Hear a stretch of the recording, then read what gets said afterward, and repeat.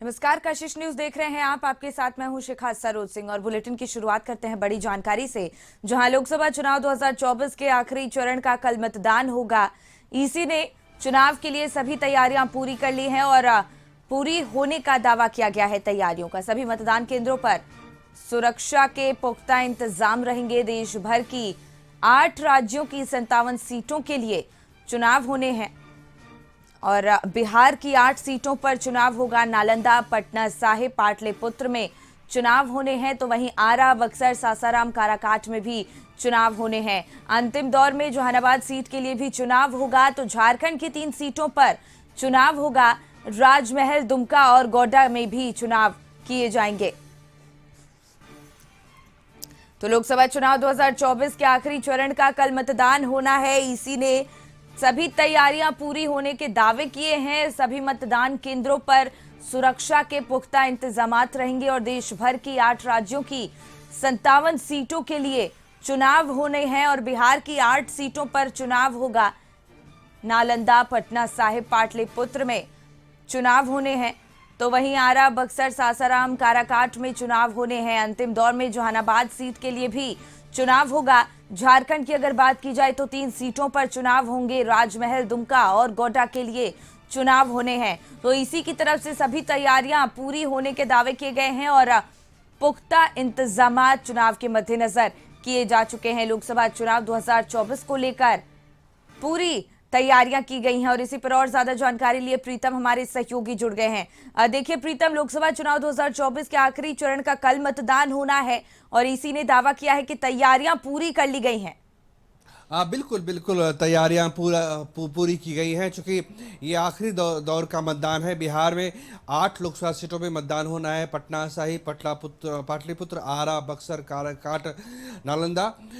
चुनाव आयोग ने पुख्ता तैयारियां की है, लेकिन चुनाव आयोग को सबसे ज़्यादा ध्यान देना पड़ेगा बूथों पे जहाँ पे गर्मी बहुत ज़्यादा पड़ रही है। पूरा बिहार इस वक्त भीषण गर्मी के चपेट में है और जहाँ चुनाव हो रहे हैं, खासकर जहानाबाद, नालंदा, आरा, बक्सर, ये सभी ऐसे इलाके हैं जो दक्षिण बिहार में आते हैं और यहाँ पे भीषण गर्मी पड़ रही है।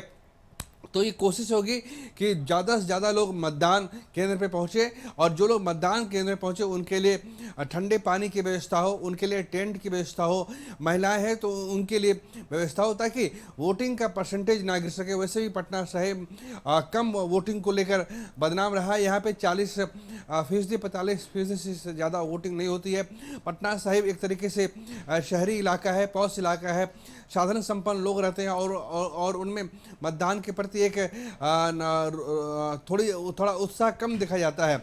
लिहाजा निर्वाचन आयोग की ये कोशिश होनी चाहिए कि जो प्रशासनिक तैयारियां हैं वो तो हो गई हैं। जहाँ पे सुरक्षा बलों को लगाना है, जहाँ पे पुलिस को लगाना है, जहाँ पे मतपेटियाँ, जहाँ पे ईवीएम भेजना है, वो प्रिजाइडिंग अफसर है, रिटर्निंग ऑफिसर है, मतदान कर्मी है, ये सभी लोग तो अपने अपनी जगह भेजे जाएंगे।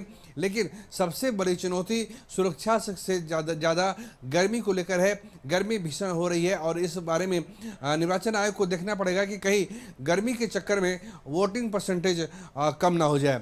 जी शिखा। बिल्कुल प्रीतम, बहुत बहुत धन्यवाद आपका तमाम जानकारी के लिए। और इसी पर और ज्यादा जानकारी लिए संदीप हमारे सहयोगी रांची से जुड़ गए हैं। देखिए संदीप, झारखंड की 3 सीटों पर भी चुनाव होने हैं। राजमहल, दुमका और गोड्डा में चुनाव कल होने हैं और ऐसे में इलेक्शन कमीशन की तरफ से दावे किए जा रहे हैं कि तैयारियां पूरी कर ली गई हैं। वहां पर क्या कुछ खास व्यवस्थाएं की गई हैं? की बात की जाए तो झारखंड में जो 7वां चरण है और जो अंतिम चरण है उसमें 3 लोकसभा सीटों पे चुनाव होने हैं और कल सुबह 7 बजे से चुनाव की प्रक्रिया शुरू हो जाएगी। हालांकि इन 3 जिलों लोकसभा क्षेत्रों की बात करें तो दुमका, गोड्डा और राजमहल, ये 3 लोकसभा क्षेत्र है जहां पे कल चुनाव होने हैं और लगभग इन तीनों लोकसभा को मिलाकर देखा जाए तो लगभग 52 प्रत्याशी हैं वे इस चुनावी मैदान में खड़े हैं। वहीं इनके जो भाग्य का फैसला है, 53 लाख जो मतदाता है, वहां की जनता है, वो वो करेंगी। हालांकि इस बार देखा जाए तो गर्मी से भी लोग परेशान हैं। ऐसे में देखना होगा कि जो वोटिंग प्रतिशत इस 7वें चरण का रहता है वह कितना होता है। हालांकि जिस तरह से गर्मी पड़ रही है पूरे राज्य में 48 डिग्री तक पारा पहुंच जा रहा है, और यदि राजधानी रांची की भी बात करें तो 42 डिग्री तक रांची का टेम्परेचर पहुंच चुका है। ऐसे में देखना होगा कि जो वोटर हैं वो कितने निकल पाते हैं। हालांकि चुनाव आयोग शुरू से यह प्रयास कर रही है कि अधिक से अधिक जो वोटिंग प्रतिशत है वह हो। इसके लिए शुरू से कई तरह के जो जागरूकता अभियान है वो भी चलाए गए हैं ताकि जो मतदाता है अपने घरों से निकल सके।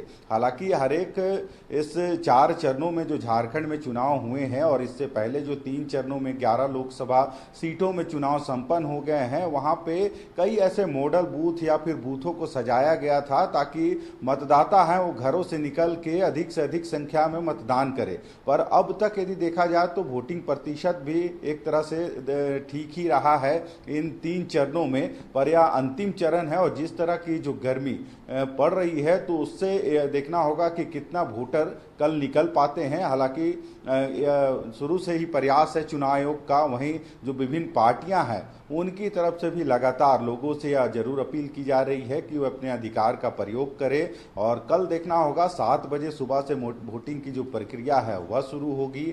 और जो दावे हैं चाहे सत्ता पक्ष हो या विपक्ष, कहीं ना कहीं 14 लोकसभा सीट है जो झारखंड में, सभी को जीतने के दावे सत्ता पक्ष भी कर रही है और विपक्ष भी कर रही है। पर 4 तारीख को जो फैसला चुनाव का परिणाम आएगा उससे यह स्पष्ट होगा कि इस बार झारखंड के जो 14 लोकसभा सीट हैं उसमें कितने बीजेपी के खाते में जाती है और कितने इंडिया गठबंधन के खाते में जाती है।